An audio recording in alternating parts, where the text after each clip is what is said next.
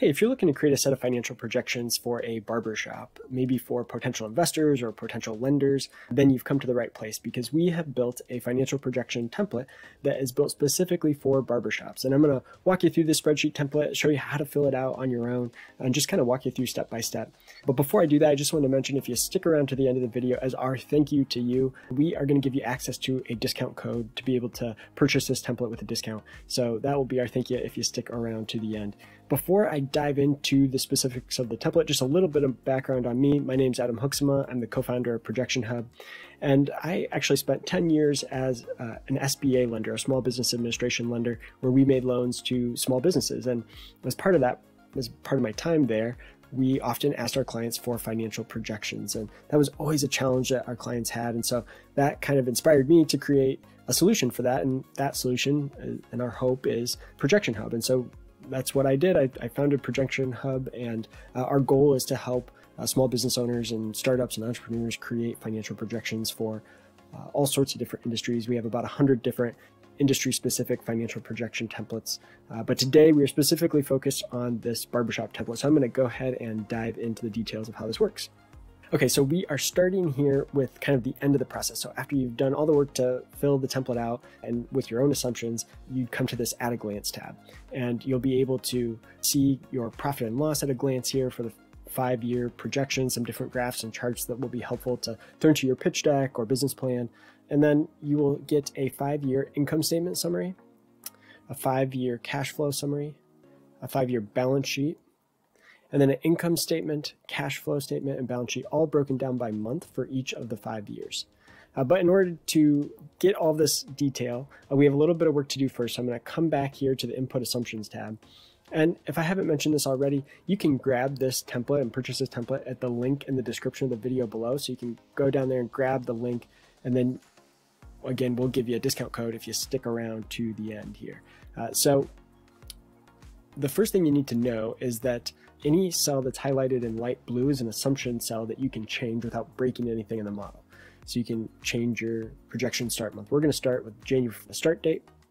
And then we're going to assume that, hey, we're going to put in some personal investment. Maybe we're going to apply for a loan here, maybe an SBA loan, but the SBA is probably going to require that we put in some sort of down payment towards this, towards the deal. So we're assuming a $25,000 investment invested in month 0 in the model, which means just at the beginning of the model, okay? Now, accounts receivable, we're going to assume that we get paid 100% of our revenue, of our sales, when we provide the service. So we're not saying, you know, I'll give you a haircut today, pay me in a month. No, we're saying we collect 100% of payment upfront. Accounts payable terms here assumes that we pay 80% of our bills in the month that we're incurred the expense. Maybe some of our expense, maybe things like utilities, maybe you get a bill and then you have 30 days to pay it, right? And so some percentage of our expenses here in this example, 20, we get to pay on a 1-month delay, which will help our cash flow. And then we're assuming that we're starting out with $2,500 in inventory in the shop. And we're just assuming that we're going to keep some small amount of our monthly sales in inventory just on hand. So we'll have 10% of our average monthly sales held as inventory. All right, now in the fixed asset section, what you can do here is you can enter in things like, let's say you're renting a space, but you're going to make some improvements. That'd be called leasehold improvements or renovations to the space. So we put in $50,000 of leasehold improvements with a life expectancy of 10 years. Usually the life expectancy of a leasehold improvement would follow the term of the lease. So if you have a 10-year lease, you probably want to make the life expectancy 10 years. Salvage cost is 0, and the month of operation that we made the improvements, we're going to put it as month 0 or month 1. You could do month 1 or 0, but basically this is, again, at the beginning of the projection. We're assuming this is a startup barbershop. And now if you said, well, and you know, I'm going to start out with phase 1 right now, and then maybe 6 months down the line, I want to add some more equipment or something, you could put number 6 in here, and that would mean that in month 6, we would then add that additional equipment into the model. So you can set the month that you expect the expense to hit. So we have equipment and furniture and signage here, all listed as expenses, all in month 0, again, because we're assuming this is a startup. Now we have an SBA loan here. So we're assuming a $200,000 SBA loan, probably better adjust this interest rate. Let's say 8% interest rate over a 10-year term. We're going to assume a 10-year term here. And so then what you'll see down here And this green box is it's going to try to tell you whether it thinks your starting cash balance or your starting cash, the amount of cash you have, is sufficient or not. So right now it says starting cash is not sufficient. And the reason for that is because it thinks that based on the assumptions that we have in here, that's going to take us 18 months to reach positive cash flow. And so we're going to need this thing, it's $102,000 in working capital to help cover the time while we're trying to reach break even. So this is really something, this table, you really want to come back to this at the very end of the process, okay? And take a look at this because we haven't finished putting in all of our assumptions yet. So right now, yeah, it says we don't have enough cash, but we're going to go through and make some adjustments to our assumptions and see how this ends up changing. All right, so now let's look at our input revenue tab here. And what we'll see is we are assuming a advertising budget. So an advertising budget of $2,000 a month. And then we are assuming that there's going to be some cost to attract one new customer. So this could be, let's say you send out mailers in the mail, postcards in the mail with coupons for folks that come to your barbershop.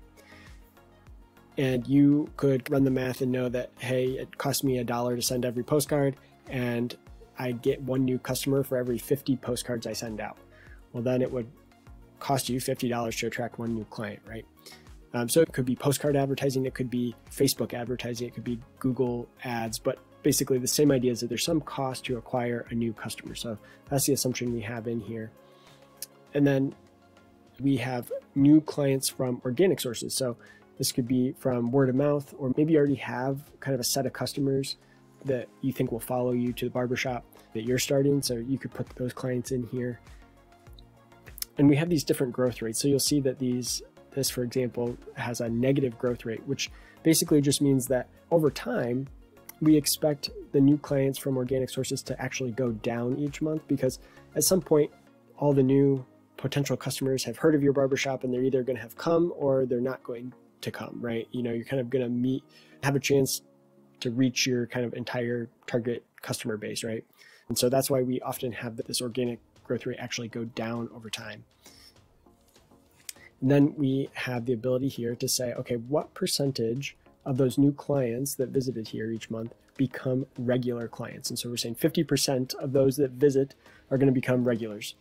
And then from there, we're also going to have a churn rate, which means basically what percentage of your customers, of your regular customers, end up leaving. So you might have regular customers that are coming regularly, but then they stop, right? They move away, they get a haircut like I have and decide to stop coming and do it themselves, whatever that might be. And so you'll have some percentage of churn rate. And based on all of those calculations, it's going to tell you how many total regular clients you have. And so that's what this line is here. And from there, then we can set some assumptions about, okay, how often are those regular clients actually visiting? So we're saying 0.5 times a month, which equals 6 times a year is what our estimate is here. And we have a maximum number of daily client visits for the entire business of 75. So let's say you have 8 booths in your barbershop, and you think you can have 10 appointments, your stylists or your barbers can have 10 appointments per day on average. So, and then maybe that would equal 80, right? But maybe we're being a little conservative here, and so we're going to say 75 is our maximum. And so we've got 75 maximum daily client visits. We're open 6 days a week, 50 weeks a year. And so that gives us a maximum number of client visits here of 1,875. And then based on that, we're going to see here our estimated client visits per month.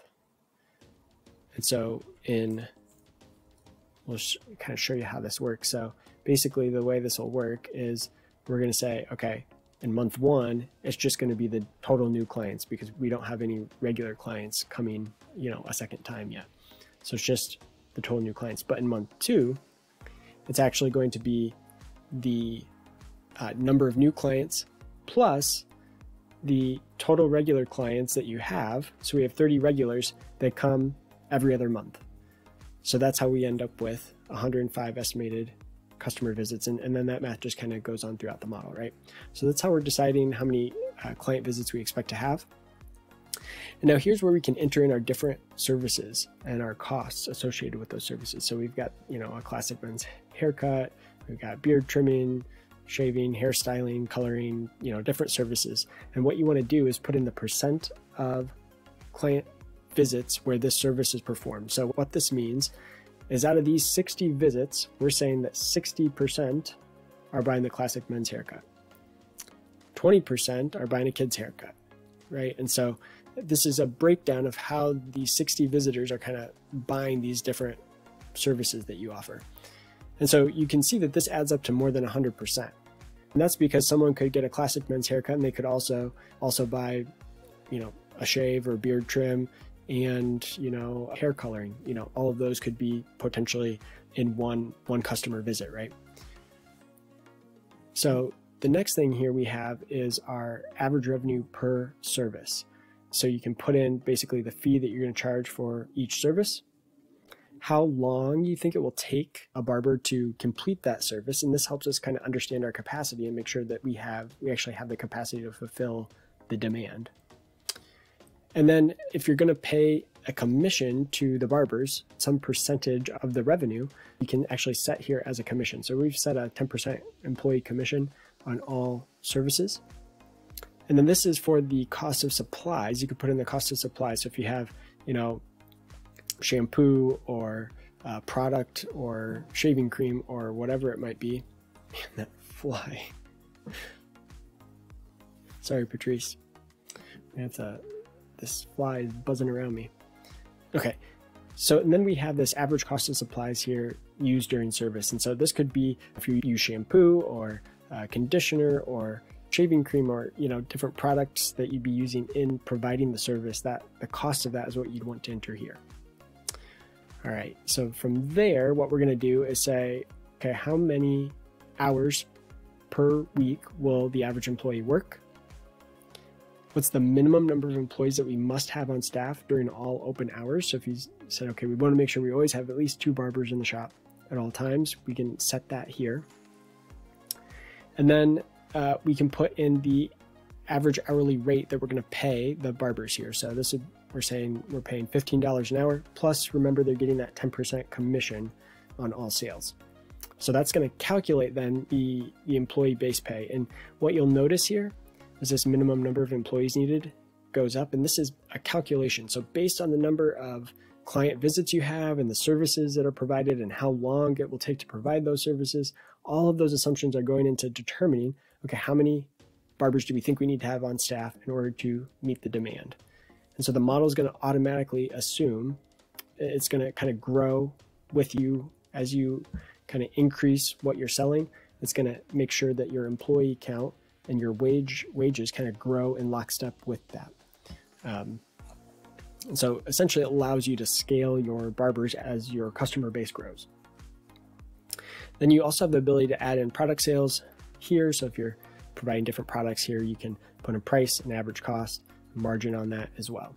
Okay, so that's it on the revenue side. On the expense side, we have the ability to add in various expenses like accounting or credit card processing fees, insurance, rent. You'll notice that you can set these expenses as either a fixed dollar amount or a percent of revenue or even a per employee expense. So a good example of a percentage of revenue is a credit card processing fee. So we have that set as a percent of revenue, and we're going to assume that it's 3% of revenue is how much our credit card processing company is going to charge us. Our point of sale system will charge us 3% of all credit cards processed. So by putting in 0.03 or 3%, the model is going to automatically calculate what that fee should be each month based on your revenue. All right, and then lastly, we come to this input salaries and owner draw tab. And so let's say we're going to have a receptionist, and we're going to start this. We don't think we're going to need this until the facility is really, the shop is really up and running at scale. So we're going to actually move this start date out a few years.